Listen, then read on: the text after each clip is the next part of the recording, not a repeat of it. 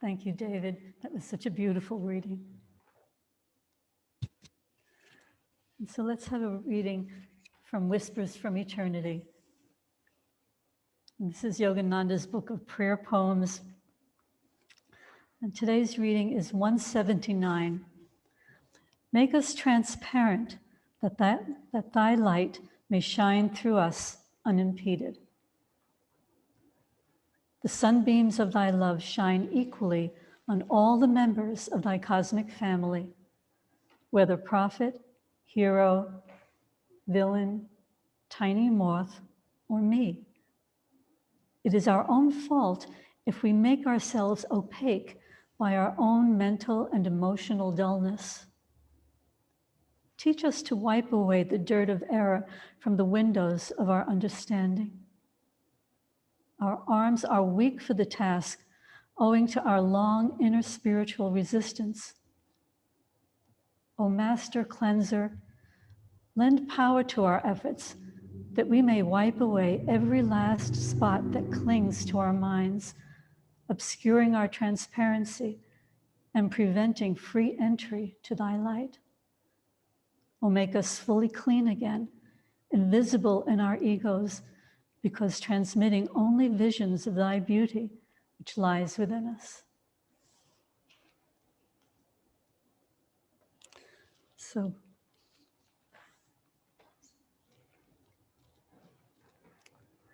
we have a real task ahead of us with that prayer, that we really emanate the beauty and the love of God in everything that we do. And one of the ways to do that is to turn on our light. Sometimes we don't really think about that. There's so many things to think about in the world. But this is from a book from Reverend John Lawrence, and he was someone who was very close to Swami Kriyananda, and I'd like to share with you a little bit about the light. Constantly talking about things that are negative and harmful, we are turning off one light after another and banishing the spiritual light of God from our temple. That's really interesting. When the light goes out, it doesn't just go out. The light goes out because we've turned away from it or we've turned it off. And it's so important to stay in the light, because that's where the divine exists, and that's where our comfort can exist. That's where our heart can really open and feel comfortable. Lean towards the positive side and think upon those things that are lovely, uplifting, and beautiful. We have a choice. Choose light over darkness. And this is so much a question for us to really say, well, do I have a choice over light or over darkness? And if I'm taking darkness, why am I doing that? What's creating that within me, and what am I feeling about it? You can walk into a dark room and stutter around and feel your way through. If you don't know where the light is, you might be doing that for quite a while. But when you get to know where the light is and you walk into that dark room, you can walk directly to that place and flip on the lights. And that's something that we want to bring into our daily life of connecting with the light. There's so many things going on right now in this, I was going to say in this country, it's actually in this world. So much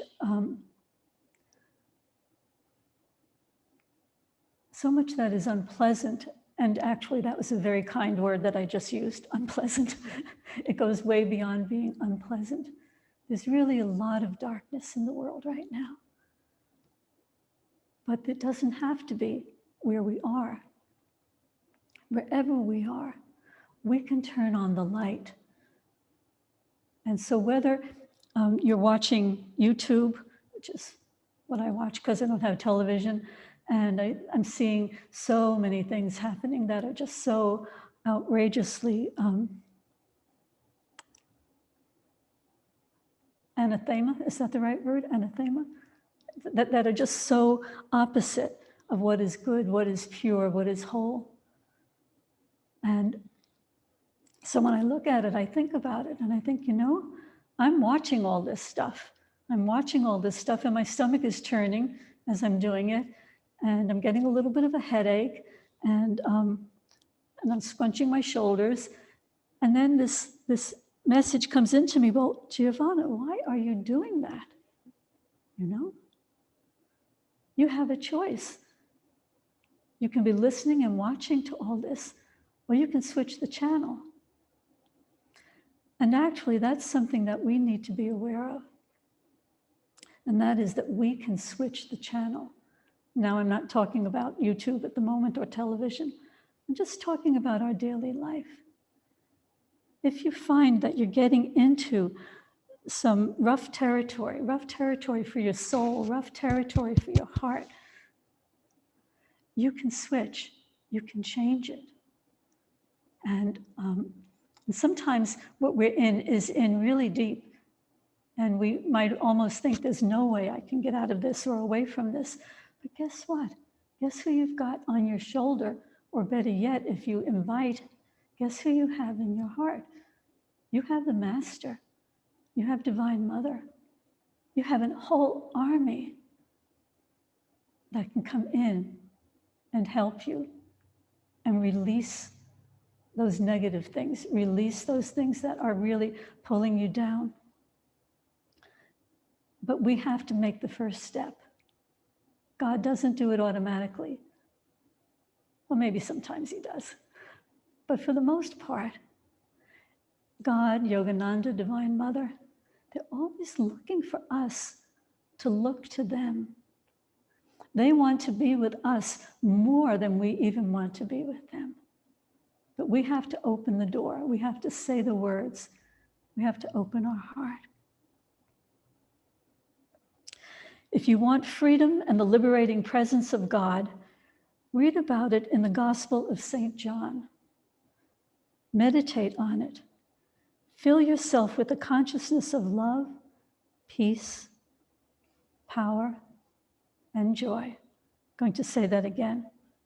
Fill your consciousness with love, peace, power, and joy, for that is the Spirit of Christ which dwells within you. So that's already there. We just have to turn inward and access it. And for people who meditate, and I would say most everyone who's listening to this today is a meditator. People who meditate have just enormous power. Enormous power. Because what is meditation? Meditation is being with the divine. Meditation is opening our hearts to the divine, is opening our consciousness to the divine, to be there. They're already in. It's really our opening our eyes, opening our heart to feeling them within. And this is our light.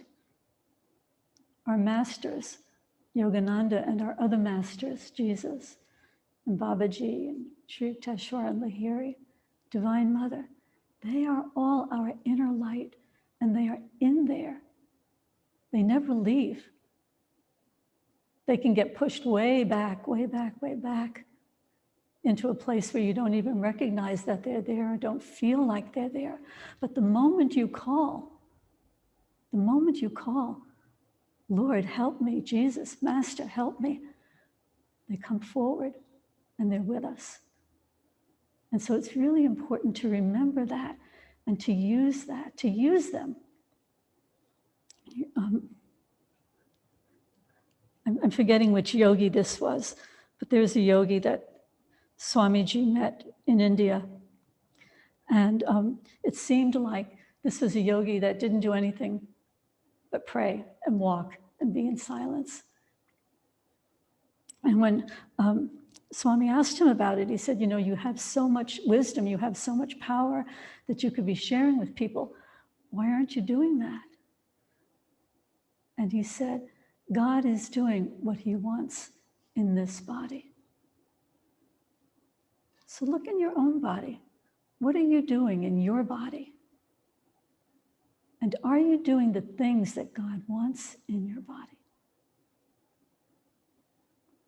Obviously, it's not just being totally silent, or we would be there already. But here we are, we're in this cosmos, we're in this beautiful chapel right now. We go outside, it's a beautiful day. But we can walk into places that aren't beautiful or come up against people who aren't acting beautifully. And we don't have to take it. We don't have to take it. We can call within and ask for guidance and ask for light. And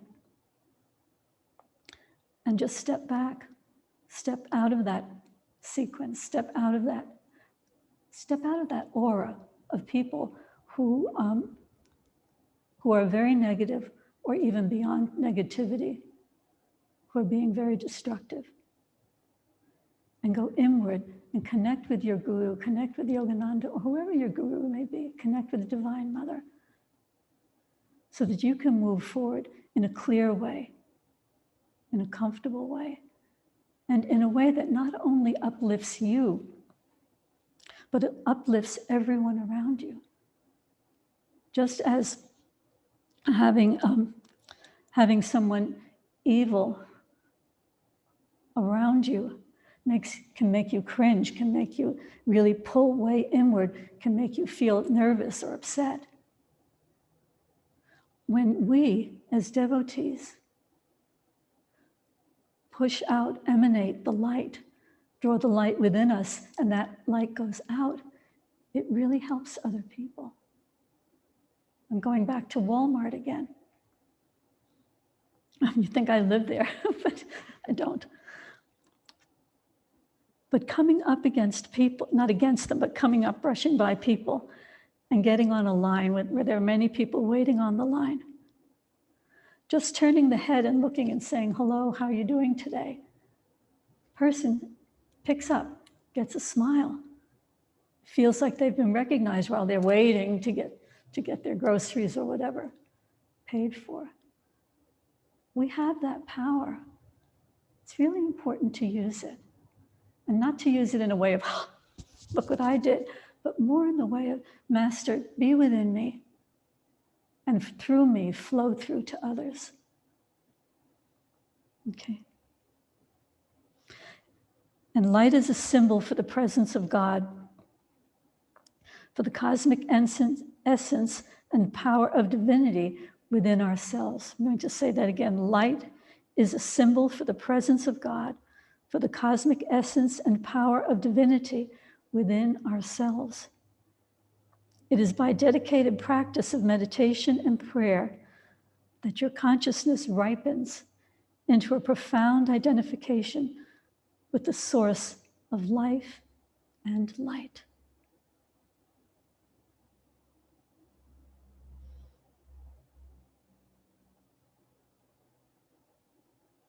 So how to turn on this inner light?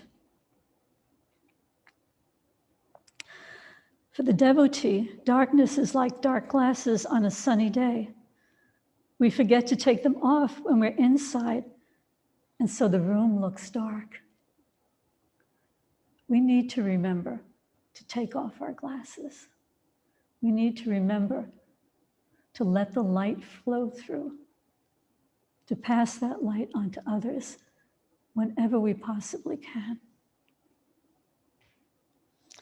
The only choice in anything is whether to choose the light or turn away from it. And that's really up to us. Okay.